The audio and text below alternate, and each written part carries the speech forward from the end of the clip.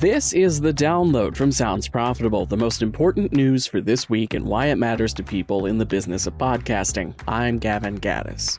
And I'm Shreya Sharma. This week, what CBS and the 48 Hours podcast can teach about true crime, notable new podcasting acquisitions, podcasting's journalistic potential, Signal Hill Insights study of a host-read and announcer-read hybrid, and Gen Alpha's getting into sports. Let's get started.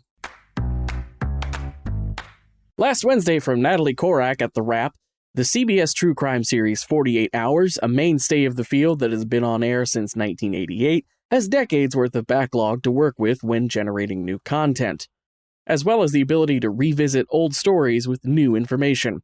A quote from the article, quote, "The franchise is seeing growth not just on broadcast, but on its expanded offerings, including podcasts, streaming, and social media content, with the production team led by executive producer Judy Tygard constantly finding ways to reach new audiences for true crime reporting," end quote.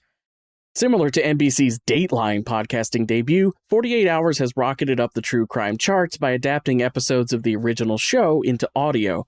The podcast has been bolstered by promotion on the parent version of the program, still airing on broadcast TV, as well as in traditional advertising venues. The success of legacy true crime shows making the jump to podcasting further demonstrates how powerful a podcast can be for distributing content, while also showing how quickly a podcast can grow if advertised in the wide world outside podcasting, a move that both builds the podcast reach and brings new people into the medium overall. Last Thursday from Bloomberg's Ashley Carman. A recent episode of The Breakfast Club served as an example of how podcasts can be an effective tool for hard-hitting journalism.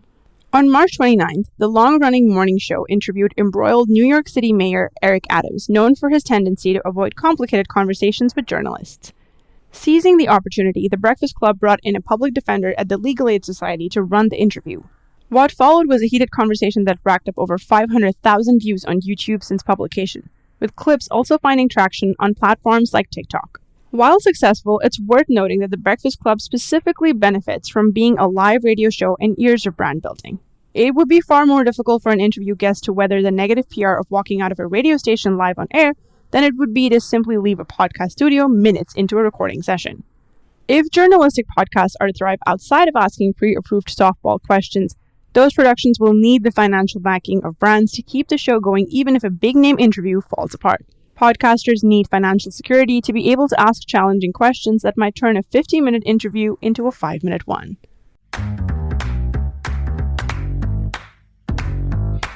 Reported this Monday in Variety, The Hollywood Reporter, and The Verge, Night Talent Management, which represents high-profile YouTubers and Twitch streamers like Mr. Beast and Kai Cenat, have acquired the Roost podcast network, formerly of Warner Bros. Discovery's Rooster Teeth.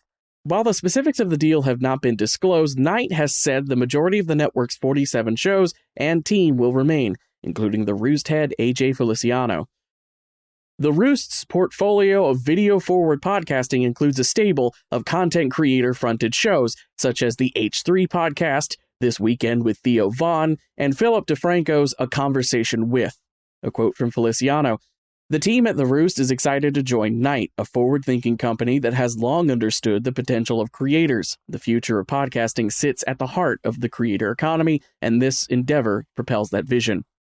End quote. Night CEO Reed Dusher says the company is committed to maintaining the Roost's autonomy and integrity. The acquisition creates a Rooster Teeth bond between the companies, as current Night president Ezra Cooperstein was president of Rooster Teeth from 2018 to 2019.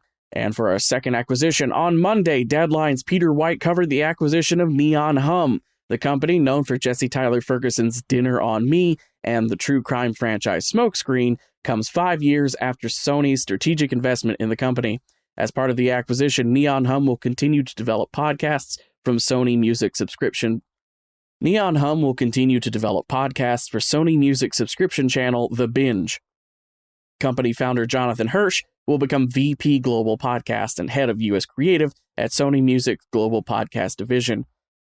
Steve Ackerman, head of Global Podcast at Sony Music, says the move allows Sony to maximize Neon Hum's creative and productive input as they grow Sony's roster of original and client podcasts. This Tuesday from Signal Hill Insights, Paul Rismandel. Gumball VP of Creator Partnerships Dane Cardiel approached Signal Hill Insights with a hypothesis. A host-read podcast ad might remain effective if run on a different podcast. The study run by Signal Hill Insights in collaboration with Gumball and hosting platform Art19 tested that hypothesis using a Stamps.com ad. 800 podcast listeners replayed one of 5 different ad reads covering host-read, announcer-read, and the new hybrid talent-read, all using the exact same copy. The survey used the ad on the Talent podcast, an adjacent show with a similar audience, and a neutral show in a different genre. The results found host-read performed the best, with strong lift metrics for familiarity, affinity, and purchase intent.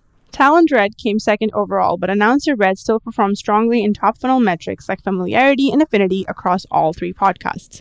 As Tom Webster noted during his Evolutions keynote speech, studies like after these messages show host-read and announcer-read need not be in competition. They each have unique strengths at different parts of the marketing funnel. The full SHI study on talent reads is now available on their website.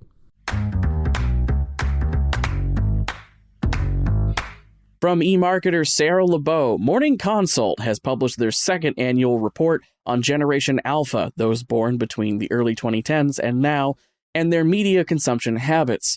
The survey interviewed parents of Gen Alpha kids. Key findings include children 10 and younger are already engaged with streaming and social media, including sports content.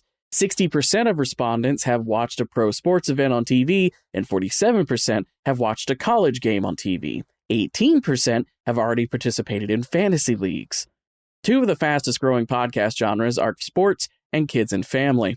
Given their momentum, there's potential synergy for a wave of kid-friendly sports podcasts, and they might have an audience outside Gen Alpha as well. Consider Paramount's Nickelodeon-themed coverage of the Super Bowl, featuring live 3D animated characters and game commentary from in-character SpongeBob SquarePants voice actors.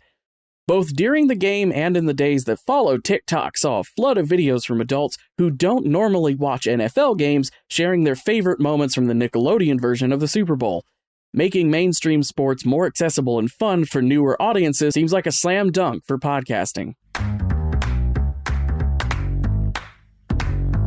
Finally, it's time for our quick hits. These are articles that didn't quite make the cut for today's episode, but are still worth including in your weekend reading this week. How to Embigify Podcasting by Tom Webster. During his keynote speech at Evolutions by Podcast Movement, Tom highlights the importance of growing the space instead of getting hung up on things like what counts as a podcast. Gumball's AI-powered Campaign Builder, a 10-minute deep dive into Gumball's recently announced Campaign Builder tool, which automatically filters for podcasts that fit advertiser criteria in the Gumball dashboard. Alternative identity provider ID5 nabs $20 million in Series B funding by Allison Schiff. ID5 also recently partnered with Triton Digital, and in a test run with ARN, made 60% of non-addressable audience addressable. Stephen Bartlett and ex-Acast duo launch global podcast startup by Ella Cigar. Bartlett and Telling Media co-founders Georgie Holt and Christiana Brenton have launched Flight Studio, a video-first podcast production company. Why Daily Podcasts Work and Why They Don't by Charlotte Henry. Daily news podcasts easily incorporate themselves into listeners' routines and can stay on the pulse, or at least I hope we do. The main downside being advertiser reluctance to run ads on news content. And that was The Download, brought to you by Sounds Profitable. I know we went through today's stories fast, so be sure to check out the links to every article mentioned right in your podcast listening app or at soundsprofitable.com. And thank you for sticking with us as we bring you the top stories you might have missed from this past week. I'm Gavin Gaddis. And I'm Shreya Sharma. Our producers are Brian Barletta, Gavin Gaddis, and Tom Webster. Special thanks to Spreaker for hosting The Download. And thanks to you for joining us. Robot? Download complete.